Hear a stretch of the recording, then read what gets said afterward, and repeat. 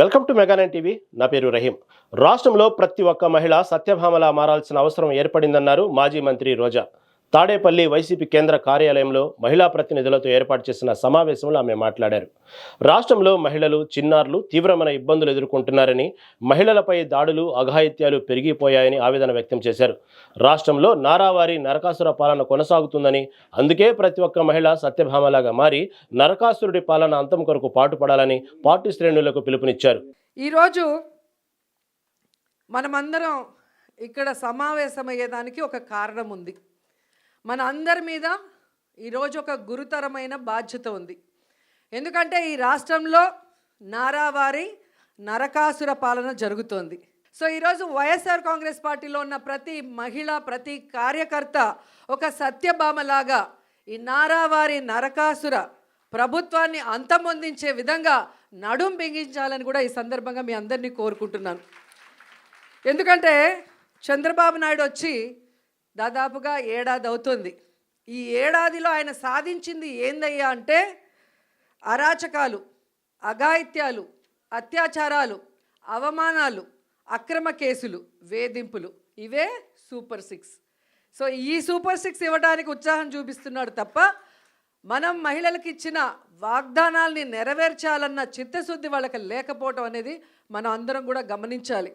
ఎందుకంటే జగన్మోహన్ రెడ్డి గారు అధికారంలో రాకముందు మహిళలకి ఏమేం ప్రామిస్ చేశారు, అధికారంలో వచ్చిన తర్వాత అవన్నీ ఎలా ఫుల్ఫిల్ చేశారు, అవే కాకుండా చెప్పని అనేకం కూడా మన కోసం ఎలా చేశారో మళ్ళీ నేను ప్రత్యేకంగా చెప్పాల్సిన అవసరం లేదనుకుంటున్నా.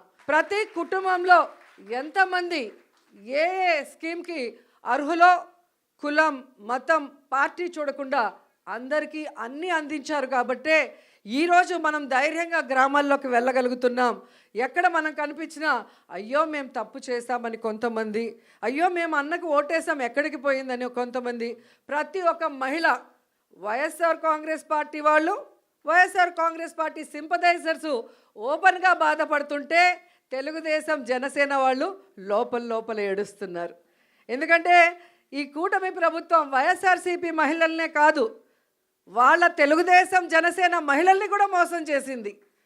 వాళ్ళకు కూడా అమ్మఒడి లేదు, వాళ్ళకు కూడా చేయూత లేదు, వాళ్ళకు కూడా ఆరోగ్యశ్రీ లేదు, వాళ్ళకు కూడా ఏ ఒక్క సంక్షేమ పథకం సూపర్ 6 లేదు. అంటే మననే కాదు వాళ్ళని కూడా మోసం చేశారు. మనం బయట చెప్పుకోగలుగుతున్నాం, వాళ్ళు చెప్పుకోలేక కుమిలిపోతున్నారు అన్నది నిజమని కూడా ఈ సందర్భంగా తెలియజేసుకుంటున్నాం. ఉగ్రవాదులకి మనకి మధ్యన జరిగిన యుద్ధంలో ముందుండి నడిపించింది ఎవరు? మహిళలు. సో మహిళలుగా మనం గర్వపడాలి. చంద్రబాబు నాయుడు కూటమి ప్రభుత్వం అధికారంలోకి వచ్చిన తర్వాత మహిళల మీద, చిన్నపిల్లల మీద అఘాయిత్యాలు, అత్యాచారాలు ఎంతగా పెరిగిపోతున్నాయో అసెంబ్లీ సాక్షిగా వాళ్ళు ఇచ్చిన లెక్కలు చూస్తేనే మీకు అర్థమవుతుంది. అంటే ఈరోజు ఒకవైపు ఉన్మాదుల్ని తయారు చేస్తూ ఎలా సోషల్ మీడియాలో మహిళల్ని టార్గెట్ చేయటం, ఎవరు వైఎస్ఆర్సీపీకి స్ట్రాంగ్గా నిలబడి మాట్లాడుతున్నారు లేదా ఎవరు సమస్యల మీద పోరాడుతున్నారో వాళ్ళని ఐడెంటిఫై చేసి, ఆర్గనైజ్డ్ క్రైమ్ అంటారు దాన్ని. జగనన్న ఒక్కటే చెప్పాడు, మనం తప్పు చేసి జైలుకి వెళ్తే అవమానంగా భావించాలి కానీ తప్పుడు కేసు వల్ల లోపలికి వెళితే బాధపడాల్సిన అవసరం లేదు. ప్రజల్లో మీరు ఒక హీరో అవుతారు. ప్రజల కోసం మీరు వెళ్తున్నారు కాబట్టి ఆ ప్రజల ఆశీర్వాదం మీకుంటుంది, మీకు ఎటువంటి ముప్పు జరగదు. అందుకు పార్టీ నేను సిద్ధంగా ఉన్నాను మిమ్మల్ని కాపాడుకోవడానికి అని అన్న మాకు ధైర్యం చెప్పారు. అధికారంలో ఉన్న, అపోజిషన్లో ఉన్న మనని, ప్రజల్ని సొంత బిడ్డల్లాగా ఆయన ఎప్పుడూ ఆదరిస్తారు, మనకు ఎప్పుడూ అండగా ఉంటారు. కాబట్టి అలాంటి మంచి వ్యక్తి మళ్ళీ ముఖ్యమంత్రి అయితే ప్రజలు బాగుంటారు, రాష్ట్రం అభివృద్ధి చెందుతుంది, మనం అందరం కూడా గౌరవమైన స్థానంలో ఉంటాము అన్న విషయం మీ అందరికీ తెలియజేసుకుంటూ, రాబోయే కాలంలో మహిళా సమస్యల మీద పోరాటం కోసమైనా, మహిళల హక్కులు సాధించడానికి నిలదీయటానికైనా మీ అందరికీ అండగా మేమంతా ఉంటామని మాట ఇస్తూ సెలవు తీసుకుంటున్నాను.